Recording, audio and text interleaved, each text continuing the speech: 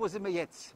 Mitten in der Altstadt, im Schatten wieder von Fintmätes, mitten am Fischmarkt. Direkt am Angeldägerum vom Buttermarkt.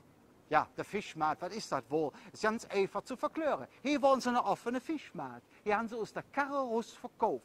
Das Ding steht schon seit dem 11. Jahrhundert. Malerisches Plätzchen. Normalerweise haben wir jetzt hier die Außengastronomie stehen, mit all der Tisch und mit all der Stölchen. Man kann schön sitzen und sich ein Kölsch in der Nache deuen.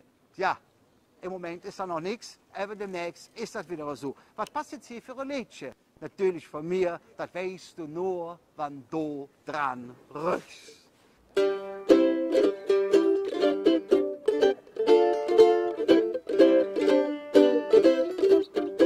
Jeder Mensch weiß, ob der Erde leben tut, kein Ewigkeit. In der paar Jahre hast du verloren. Du gehst im Wald spazieren und süßt doch viel Tiere. Doch was Dinge schon beim Laufen Funk war von dem Hund.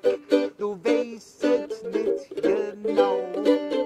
Doch die Näschen mit die schlau. Und ob das alles so ist, das weißt du nur, wann du dran rüst. Ding Auge bruchen, meistens ein Brill, doch die Näschen, das weiß viel. Und ob das alles so ist, das weißt du nur, wann du dran rüst. Der.